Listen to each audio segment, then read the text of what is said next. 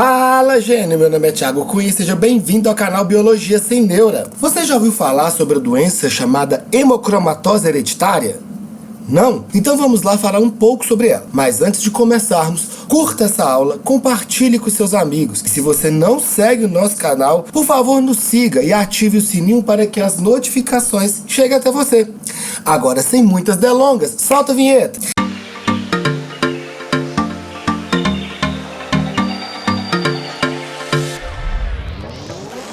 Então vamos lá. A doença foi descrita pelo alemão von Recklinghauser em 1889, quando percebeu um padrão em alguns pacientes. E esse padrão era a hiperpigmentação cutânea, ou seja, a pele ficava um pouco mais escura. Com isso, ele nomeou a doença de hemocromatose, representado pela sigla HH, do grego haima, sangue, e cromatos, cor. Essa doença é caracterizada pelo acúmulo de ferro no organismo. É importante lembrar que o sal mineral ferro, que vimos na aula de sais minerais, o card está aqui na tela, obtido na alimentação, é importante para o organismo. Ele participa da síntese de hemoglobina, de mioglobina e outras funções. A sua quantidade normal em um organismo adulto é de 3,5 a 4 gramas. Grande parte deles, em torno de 1,5 a 3 gramas, está ligado na hemoglobina e tem a função de oxigenação dos tecidos, ou seja, transportar oxigênio. O restante está armazenado ligado a uma proteína chamada ferritina. É uma doença rara que ainda está em estudos.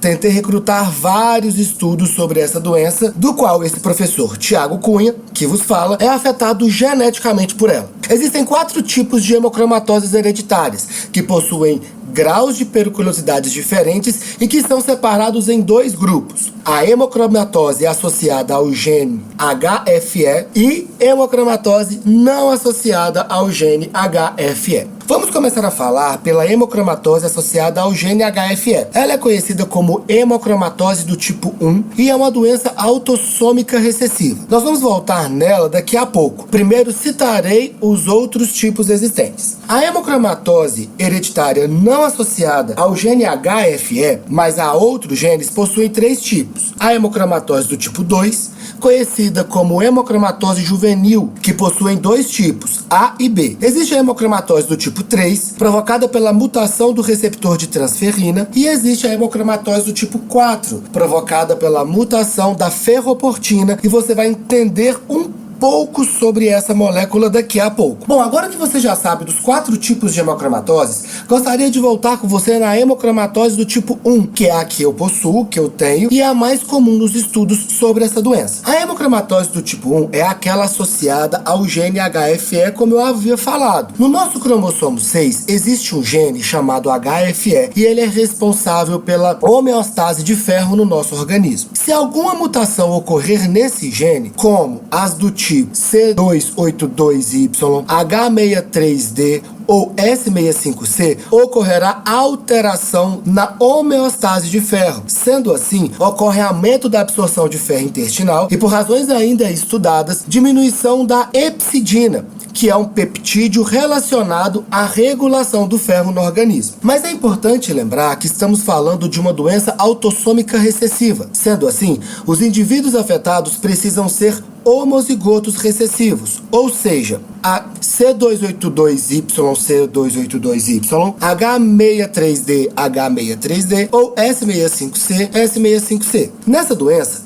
pode ocorrer também a heterozigose composta, como por exemplo, o indivíduo apresentar a mutação no gene C282Y e H63D. Pode acontecer isso, da pessoa ter essas 2 mutações. Aí acontece o seguinte, ele apresenta 2 genes heterozigotos. Mas até aqui tudo pareceu meio confuso, não é mesmo? Vamos entender a fisiopatologia do ferro então. Vamos imaginar que temos aqui um enterócito, uma célula intestinal. Gente, eu desenhei uma bolota, mas nós sabemos que o enterócito ele não tem essa forma. Tá vendo que não tem nem as vilosidades, as microvilosidades nessa célula aqui. É só um esquemão, tá bom? Imagina que nessa parte superior, a parte das microvilosidades, nessa parte superior da célula, ou seja, a parte que está em contato com o lume intestinal, encontramos uma proteína transmembrana chamada DMT1, que permite a entrada de ferro nos enterócitos. O ferro fica estocado nos enterócitos até a sua saída, associada a uma proteína chamada ferritina. A ferritina é uma proteína, então, que vai armazenar, que vai ligar ao ferro e deixar ela armazenadinha lá dentro da célula. É importante lembrar que essa ferritina é sintetizada no fígado, porém, pode ser encontrada em muitas células no organismo. A sua maioria está armazenada nas células que a produzem, ou seja, as células hepáticas. Mas aqui, vamos continuar. Quando as concentrações de ferro sérico, ou seja, a concentração de ferro no sangue diminui, nessa parte inferior da célula, em contato com a corrente sanguínea, na membrana aqui do enterócito, nós vamos encontrar uma proteína chamada ferroportina. Essa proteína permite a passagem de ferro do enterócito para o sangue. Até aqui tudo ok? Agora, quando os níveis de ferro séricos estão altos? Boa pergunta, meu pequeno gafanhoto. Vamos lá que você vai entender. Quando os níveis de ferro no sangue está alto, vou mostrar para você aqui em outro desenho tudo novamente. Estou desenhando para você aqui tudo de novo para que você entenda. Pronto, tudo desenhado, certo? Olha o quanto sensacional o nosso organismo é. O nosso fígado produz um peptídeo que eu já mencionei aqui nessa aula chamado epsidina. Quando o ferro no sangue está alto, essa epsidina impede que a ferroportina libere o ferro para o sangue, promovendo a manutenção de ferro e, nesse sentido, controla lá em cima a sua absorção. Então, quando os níveis de ferro estão altos aqui no sangue, essa epsidina impede a ferroportina de deixar o ferro passar para o sangue e, contrapartida, impede a entrada lá pela DMT1, aqui em cima, tá vendo? Então aí, essa absorção de ferro, ela fica controlada. Até aqui tudo certo? Agora, olha só, vamos ao X da questão. As pessoas que têm hemocromatose hereditárias ligada ao gene HFE, elas perdem essa homeostase do ferro no nosso organismo, esse controle, essa manutenção de ferro no organismo. E por estudos ainda que estão sendo feitos, né, e pesquisados, perceberam que pessoas com hemocromatose possuem níveis baixíssimos de epsidina. Sendo assim, a ferroportina libera constantemente ferro para o sangue. E nesse caso, a absorção então ela é aumentada. Então, grande parte do ferro que uma pessoa com hemocromatose ingere na sua alimentação é absorvida facilmente, certo? Antes de a gente passar para frente, só queria deixar bem claro para você que é importante a gente lembrar que tanto as hemocromatoses do tipo 1,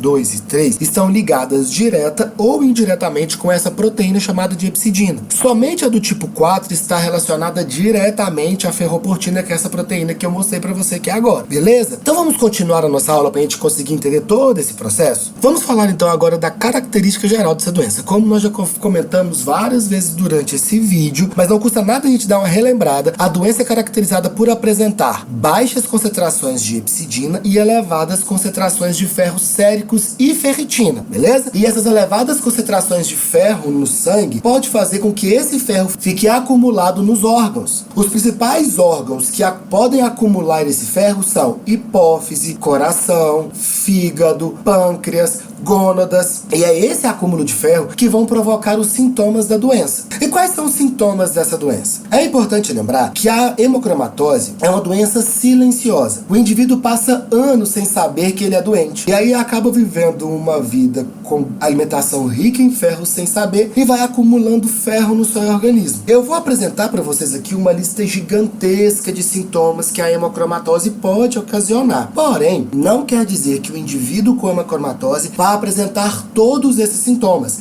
Existem indivíduos que apresentam alguns sintomas, outros apresentam outros sintomas. É muito raro você ver um indivíduo apresentar todos esses sintomas. E como eu te falei, como é uma doença silenciosa, a pessoa não vai perceber que está doente por conta desses sintomas. Mas sem muitas delongas, vamos para a lista de sintomas então? Então vamos lá. Fadiga, artralgia ou artrite, artropia, dor abdominal, hipogonadismo, diminuição da libido, impotência sexual, perda de peso, hepatomegalia, esplenomegalia, cirrose hepática, câncer hepático, pancreatite, diabetes mellitus, miocardite, arritmia, hiperpigmentação da pele. Tanto. Mas como eu falei, calma, não é todo mundo que apresenta todos os sintomas da doença. E quanto mais cedo você descobrir essa doença, melhor, porque você pode prevenir os sintomas dessas doenças aparecerem. Existem alguns fatores que podem agravar, que podem favorecer o agravamento da doença. Vamos falar um pouco sobre eles? O primeiro fator é da pessoa ser do sexo masculino. Por que disso? Vamos lembrar que as mulheres que possuem hemocromatose, elas passam por ciclo menstrual desde a sua menarca à sua menopausa. Então, todo o período período de menstruação que ela tiver, ela vai liberar sangue e vai perder ferro com isso. Então as mulheres, geralmente, elas vão apresentar um acúmulo de ferro depois da menopausa, ao passo que o homem, ele vai acumulando ferro a vida inteira. Segundo fator, consumir excesso de bebidas alcoólicas. Lembra que eu falei que esse ferro pode acumular no fígado e pode ocasionar alguns fatores como cirrose hepática, câncer hepático. Então a pessoa que tem essa doença com excesso de álcool pode agravar ou acelerar uma cirrose ou um câncer hepático. Terceiro fator, infecções de vírus do tipo hepatite B e C, que são vírus que acometem o hepatócito. Quarto fator, ter anemia crônica, tais como talassemia, anemia falciforme e entre outras. E o quinto e último, consumir excesso de vitamina C e medicamentos que contenham ferro. Por que consumir excesso de vitamina C, Thiago? Pelo seguinte, a vitamina C, ela vai auxiliar na absorção de ferro vindo dos vegetais. Lembra que eu falei disso na aula de sais minerais, que eu deixei o card aqui na tela? Acabando essa aula aqui, corre na aula de sais minerais que você vai ver isso direitinho lá. E medicamentos que contenham ferro, porque esse ferro que vem no medicamento vai ser absorvido, como sulfato ferroso, que é um medicamento para suprir essa necessidade de ferro, ou outros medicamentos que contenham ferro na sua formulação. E aí, não podemos, pessoas que têm hemocromatose, tomar esses medicamentos. Como eu havia falado, quanto mais cedo nós diagnosticarmos a doença, melhor para o tratamento do indivíduo. Daí vem a pergunta: se é uma doença silenciosa, como é que faz para diagnosticar? Como que a gente vai ficar de olho? Os primeiros exames que geralmente são feitos são exames bioquímicos, laboratoriais, para analisar as concentrações de ferro no organismo, como ferro sérico, ferritina, índice de saturação de transferrina e entre outros. Se esses índices estiverem altos, o próximo exame para o diagnóstico é o exame genético, para analisar se há alguma mutação no gene HFE do cromossomo 6. Além disso, existe um outro exame chamado de exame de Pearce. Esse exame é o exame citoquímico, que é o exame que retira, então, células da medula e vai fazer uma coloração com azul de Prússia para quantificar a quantidade de ferro que existem nas células da medula. Além disso, para diagnóstico em pessoas que já estão acumulando ferro, uma biópsia hepática e uma ressonância magnética seria uma boa forma de exame para saber quanto de ferro essa pessoa já está acumulando. E para finalizar a nossa aula, vamos falar sobre os tratamentos para essa doença.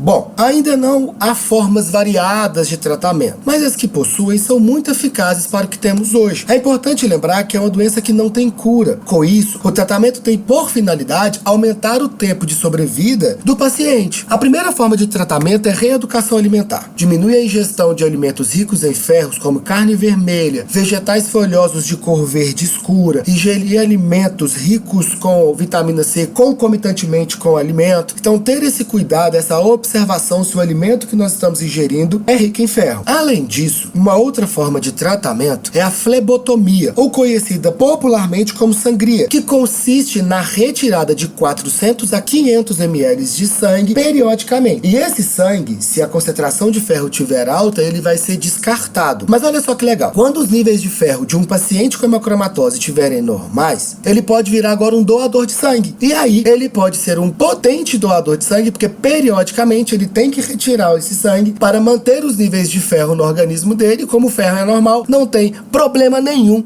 dele doar para outra pessoa. E além disso, existe tratamento medicamentoso com quelantes de ferro para impedir a sua absorção. Entendido, pessoal, o que é essa doença? Se ficou alguma dúvida, deixa aqui nos comentários, vamos bater um papo, eu quero conversar com você. Além disso, me adicione lá nas redes sociais, no Instagram Biologia Sem Neura ou no Instagram prof.thiagocunha. E eu já falei no início desse vídeo, não custa nada relembrar. Se você não curte o nosso canal, por favor, assine nosso canal, ative o sininho, deixa o seu joinha aqui, porque isso faz com que a gente cresça cada vez mais. E se você gostou desse vídeo, compartilhe com seus amigos, vamos aumentar essa nação biológica. Até a próxima aula, se Deus quiser. Fique com Deus, tchau!